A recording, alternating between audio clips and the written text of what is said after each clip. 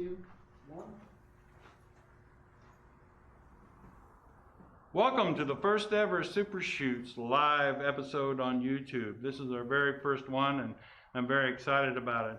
I had the idea about 15, 16 years ago and just to really start doing this along with our Supershoots workshops, and technology wasn't quite there, and now that it's there, everybody's doing it, and I figured it's about time for Supershoots to get going here with that. Today we're going to do for our first episode, we're going to do Beauty Lighting Live. It's going to be episode 1, of course.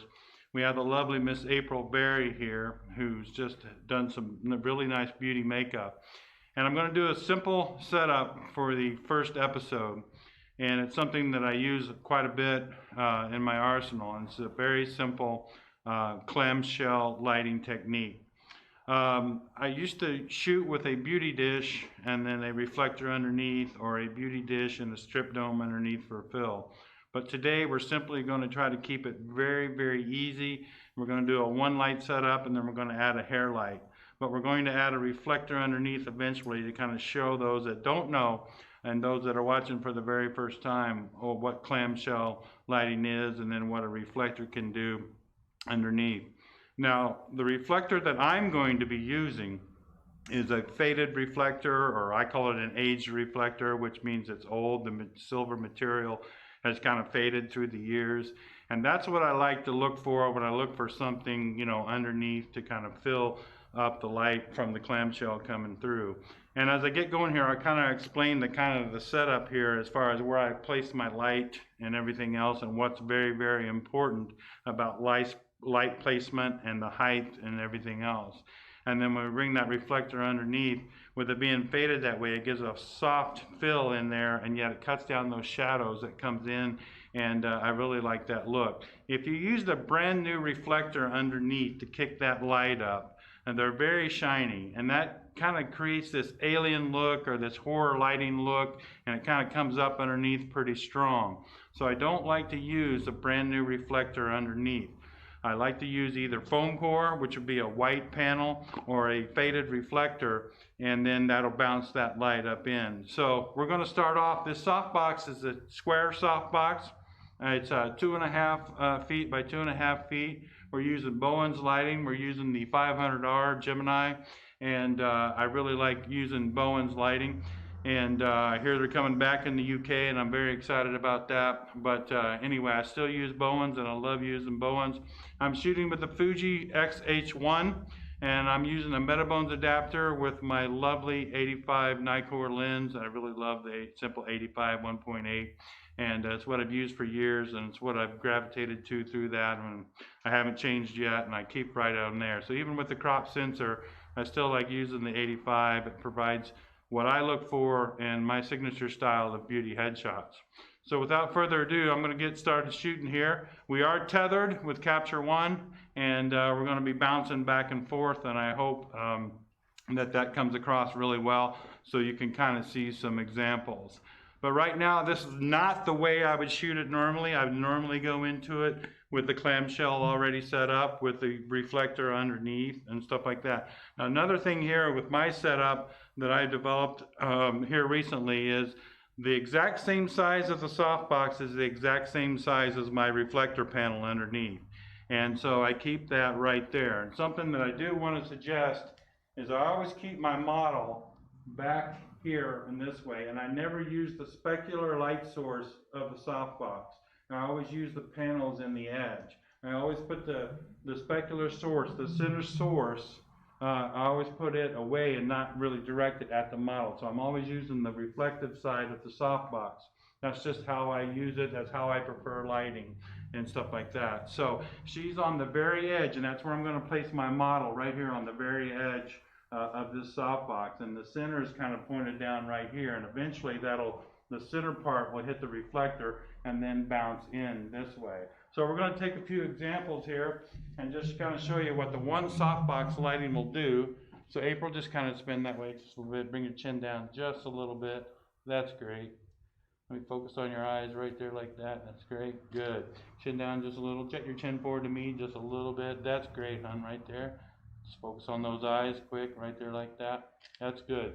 Now let's take a look at those. as you can see, there's a lot of dark shadowing, like at the brow. See how the light comes down and then kind of shadows in.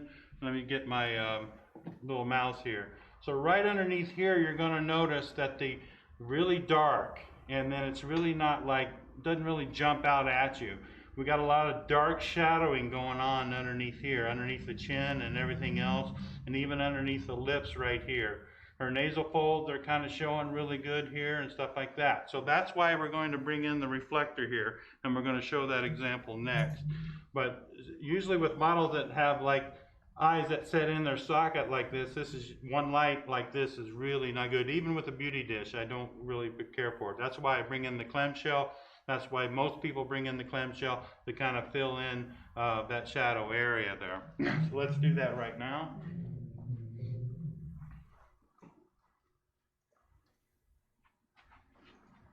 I'm going to bring this just the exact same shape as the softbox and fill that in right there like that. Now don't be afraid to adjust this as you move along. This does have a stand and it can adjust depending on how tight your headshot is. You're going to want to adjust this to your liking.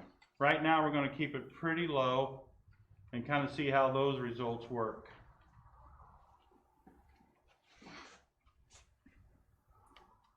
Take a couple right there.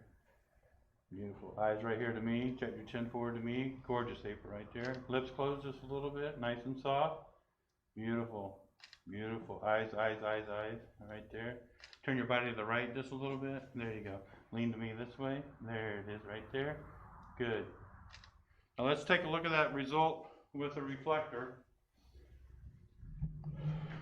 Now, you see the difference between when we first started here. See how dark the shadows are right through here. And then as we bring in that reflector, we can see how that filled in nicely. How it lifted the eyes a little bit compared to how dark the eyes were right here. And then everything else. Look at her makeup. Look at her eye makeup compared to this shot versus that shot. So if you were a makeup artist, you know, that's not showing the makeup very good at all. So by bringing in that reflector and that clamshell reflector, you know, that's going to really pay off. So that's why we do that. Now, if I had a really harsh reflector underneath there, that's totally going to change everything. That's going to make that not very attractive, not very pretty, not very subtle at all. And subtlety is what I like, but I still like a little bit of snap, a little bit of contrast, but not overdoing it. And that's where the faded reflector material or a piece of foam core will come in handy for you. So we're going to add a hair light to just kind of add a little bit of separation between her hair and the background. So let me go turn that on right now. April, you want to say anything? You want to tell everybody hi? Hi, everybody. And another thing I want to do, it's very easy. It's just the main light's f8, the hair light's f8. Shoot it at f8. You know, that's the bottom line. It's very simple lighting setup here to do that. So you can do it in your garage studio, your home studio, your professional studios. It's just perfect for nice headshots. Just rock and roll it, and you don't have to think too much. You know, it's one of those easy type of lighting scenarios.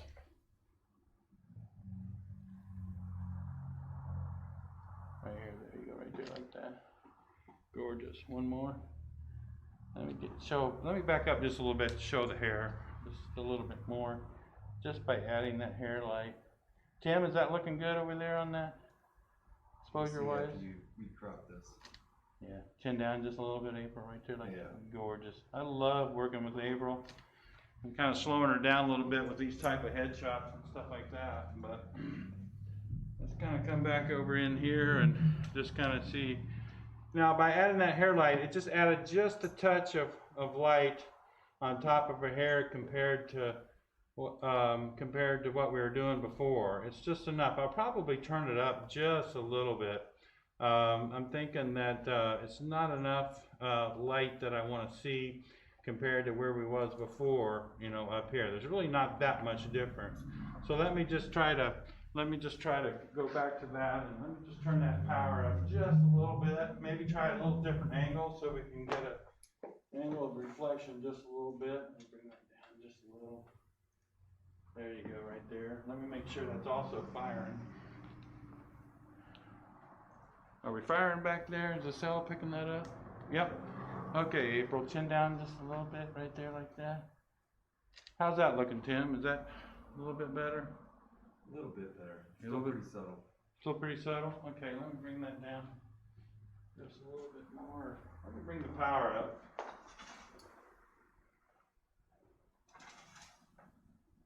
Let's try that. Don't be afraid to pay attention to these details and change your lighting around, change the angles. Just really pay attention to that. A lot of people just, I have light, I will shoot model, you know. So look at your work as you go. We're in the digital age now where we can look and see. We're building an image, guys. We're not trying to take 1,000 shots. Nice. So how does that hair light look now? Might be a little hot. A little hot, so let me bring that back down just a little bit. A little hot on the hair light. April's gonna you're gonna take your hair up, right? Yeah, whenever you feel like we got it. Whenever I pause. Because I can't decide if I wanted my hair up or down. Well, that gives you also too. That gives you in a session. That gives you a variety too. Not every hairstyle is the same. You know, that sort of thing. Right here, like that. Right there, good. How's that hair light looking now, Tim? That's great. Okay, perfect. I think we nailed it. Hair light. And focus on your eyes. Hold it right there. Good.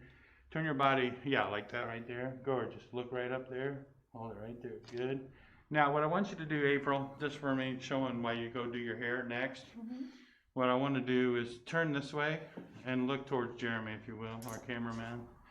There you go, right there, like that. Turn your chin back towards me, just a little. Oh, look at Jeremy, though. There you go, right there, like that. Good. Okay. All right. That'll give me a great example. A great example of how not to pose. Well, in this particular lighting setup, you know, as far as that goes. So I know you're looking at the screen now, but this particular lighting setup is really designed to shoot straight on. Okay, it's also designed to have a catch light up here on top of the eyes, right up here, and then perpendicular to that, the fill light underneath here. If you have the model look to the side, or look, you know, like we did there, let me pull that up, then the catch light kind of look funky, and we start getting a little bit off center, maybe alien-like, and things like that. So there's nothing wrong with setting up, let me pull it back to me, there's nothing wrong with setting a shot up specifically and target specifically and target what you're going after. You know, there are certain setups. This setup is not designed for full lengths. It's not designed for 3/4. It's specifically designed for headshots. Okay, so you settle on that, and you're creating that headshot look. You're creating that beauty look that you want. You're talking about, you know, creating 1, 2, 3, 5 images out of this set, but that's what you're building towards.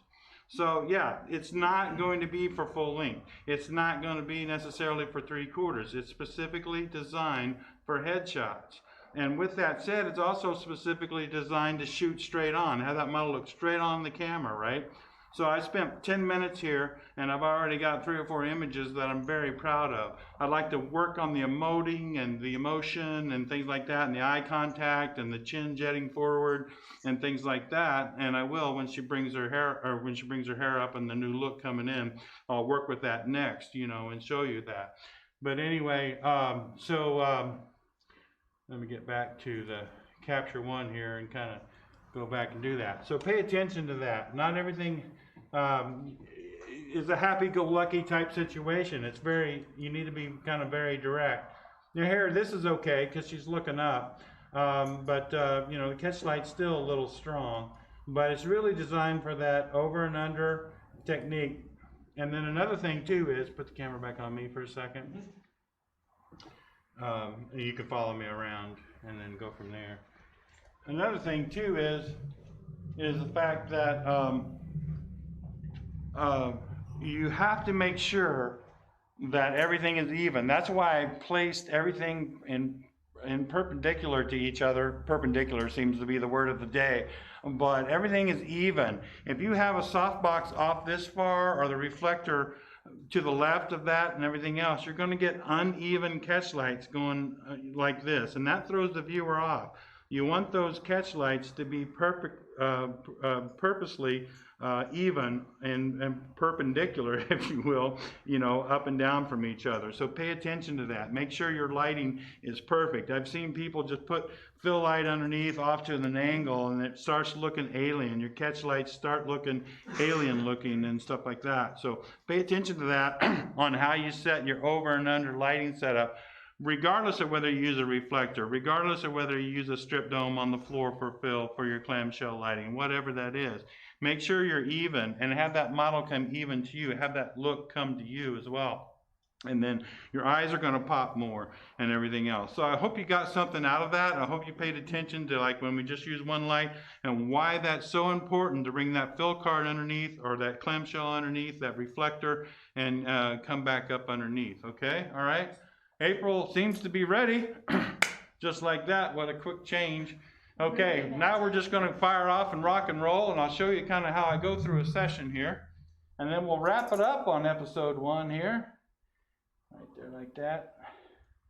Another thing too is when you're working with an experienced model, a lot of times you just let them flow. But since this is live presentation, I kind of have to talk, so it might slow and hindrance April down. So I'm going to try to do a balance of both and let April work. I'm just a little too close with his hands. Let me back that up. Kind of go more up with the hands. Well, more to the fingertips type thing. Ooh, right there, right there, right there, right there, right there. And come back with me with those eyes. Right there like that, right there. Gorgeous. Spin the other way. Spin the other way. That's my angle. Love that angle from you right there from years of working with you. Chin down just a little bit. Don't forget to change those expressions up a little bit. I love that when you do that. Reconnect. That's another thing too is like when you're working with the model, this is supposed to be a lighting little thing, but when you're working with the model and they're not quite emoting the way they are, just take a break and change it a little bit, just have the model, do the A-E-I-O-U's and things like that. You've heard that from other instructors, I'm sure, but when you're directing a model, especially with headshots, it's all about emotion. It's all about how they feel and stuff like that. So when you're fumbling around focusing or fumbling around with the lights and things are kind of boring and stuff like that, have the model step away and then have the model come right back to you. And April does a really great job after. Ooh, I love the eyes right there. Don't move. Hey, hold it right there. I'm going in for the eyes. Going in for the eyes. Right there. Good. Stay there. I love the fingernails. Close your eyes. Close your eyes. Love the fingernails. Hold it right there. Let me get it composed. Beautiful. One more. Gorgeous. Good. How's that looking, Tim? Great. Yeah. Was the hair light too much on the palm of her hand? Let me kill that hair light and let me shoot that again. It's a little bright when she puts her hand on. Yeah, I know. I'm going to kill that hair light. I'm going to kill that hair light and then we're going to go right back to that. Because that's something that I noticed right off the bat there, that this particular shot doesn't really need a hair light unless I bring the hair light in from a different side. There you go. Stay with me, April, right there. Good. I love it. How's that look, Tim? Okay? Yep. All right. Now what I'm going to do is, this is just out of the blue. I hadn't planned on this. Same pose, April. But I have so many more. Since I have a little strip dome here, I'm going to come in from the side right here. Now I'm just going to happy-go-lucky set this up and just give more of a rim light approach to it versus, I have no idea what my power settings are, but I worked with it enough to know that I'm going to have some sort of, I'm cropping your hands off too much. Let me back that up a little bit. Okay, right there. Focus on the eyes. Good. Let me take a look at that. That's good. That looks good. Yeah, let me cut that down just a little bit. I'm gonna turn the power down on the light source. A little too bright there for her hair. Okay. Showing those nails, that's basically what we've got here. That's why the pose is a pose. Hold it right there, good. Turn your chin my way just a little bit. Try not to look like you got a headache.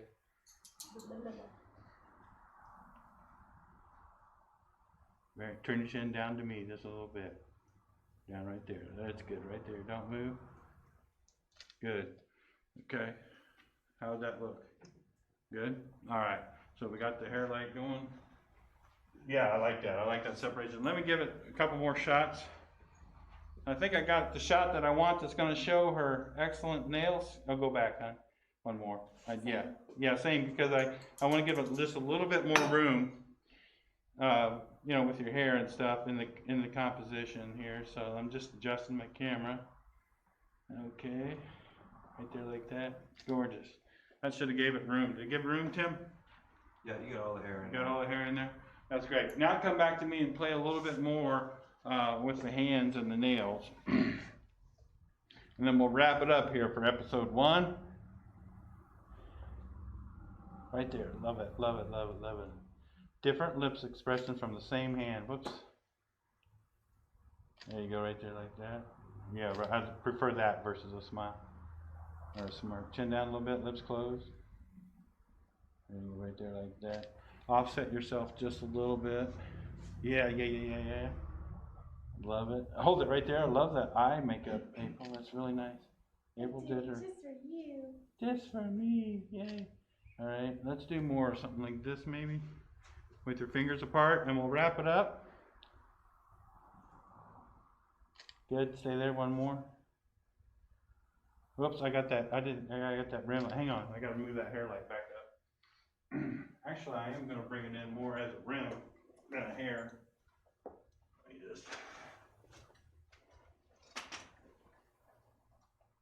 turn to the, yeah, there you go. I have no idea what I'm looking at. I haven't even previewed the images. Let's go with it. Okay, turn your chin that way just a little more, right there. Eyes back to me. Tilt your forehead this way. There you go, right there. Hold it right there. Okay, softer on the lips. And let's go right there like that. Chin down just a little bit. Right there. Okay, one more. Let me give it a little bit more room.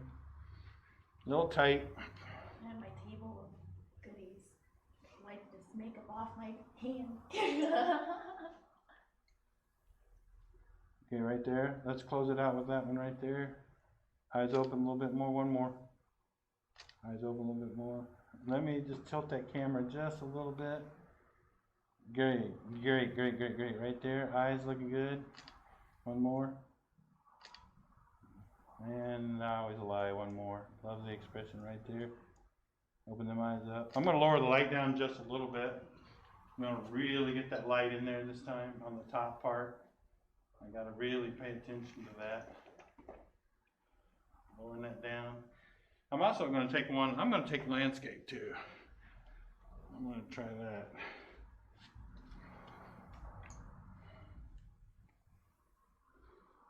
Actually going to take this camera off the tripod. Did the tripod for the show. I never shoot with a tripod, by the way, but since we were tethering, I thought I would do that. But being freehand totally frees it up. There you go, right there like that.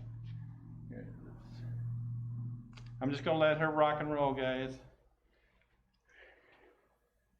I'm going to slow down here and just shoot.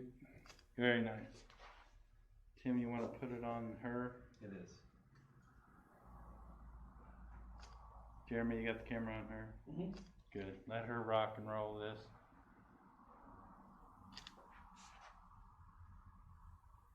Gorgeous. Hold it right there like that. That's a winner right there. Don't move. Don't move.